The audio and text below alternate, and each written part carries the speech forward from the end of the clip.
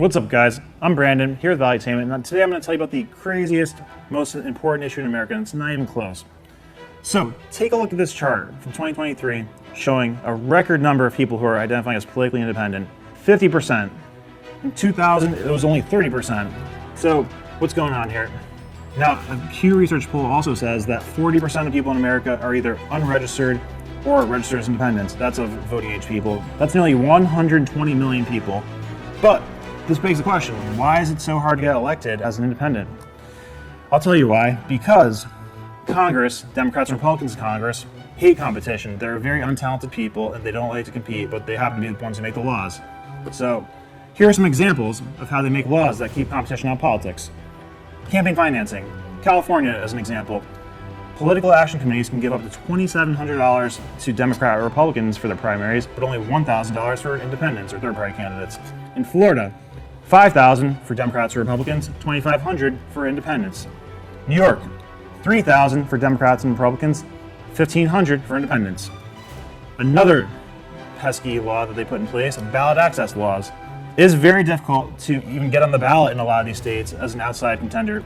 The reason for that is you have to get a huge number of signatures, and an example of that, Illinois, 25,000 signatures are required if you want to get on the ballot as an outsider, as an independent, third-party candidate, whatever you want to call it.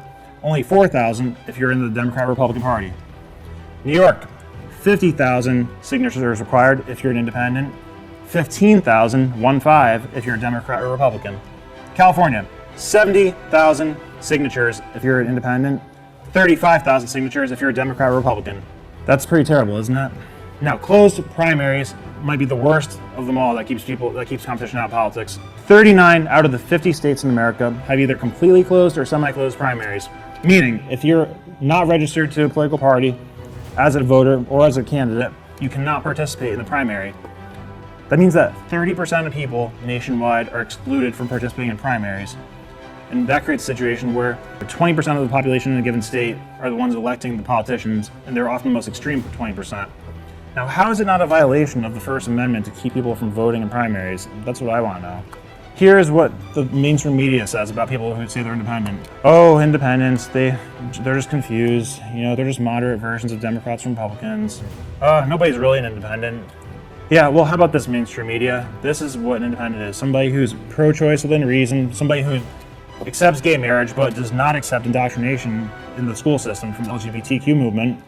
Somebody who's pro-Second Amendment but acknowledges maybe background checks are reasonable, maybe there's some rules that should be changed to make things safer, acknowledges that big pharma's played a role in the mass shootings. Somebody who's pro-immigration but knows it needs to be done in a more orderly way because it's chaos right now, but there's a lot of good people who are trying to get here that cannot even do it legally. So here's a few things that everybody could agree on, I would say, that Congress is hated from both sides. Anything Congress touches that they both agree on is bad for the people. For example, they're in bed with Big Pharma, they're in bed with the military-industrial complex, big banks. That's not helping anybody except for those two entities. Both sides have gotten rich from insider trading. They both think they're above the law.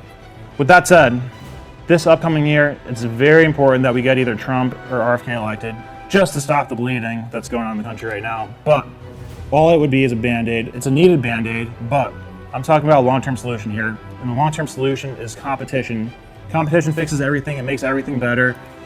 But without competition, there will never be accountability, and that's the situation we're in right now. That's why these untalented, dumb people get elected every year, because there's nobody to take their place. And the reason there's nobody to take their place is because they put rules in place that prevent that from happening. But that can be changed. Look at these examples. In 2008, Washington State approved a ballot measure where they changed the law. The state went from a closed primary state to an open primary state. 2014, Arkansas went from a closed primary state to open primary state and got that stupid signature rule changed where they now only need the same amount of signatures as Democrats and Republicans. Same thing happened in Georgia in 2018 with the signatures and the closed primary to open primary state.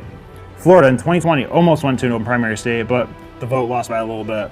Point being, change is possible. All you need is enough people who are pissed off about this, which there's plenty of that right now, and you can make change. You can make all the change you can imagine. So, if you approve of this message, if you like this message, if this resonates with you, definitely subscribe. If you want to know more about this, comment below. And I look forward to speaking with all of you about this because there's nothing more important than this. Are you kidding me? This is the fate of the country we're talking about here. That said, thank you for watching. Check out this playlist, my former stuff, if you want to know more about me. and I'll talk to you later. Peace.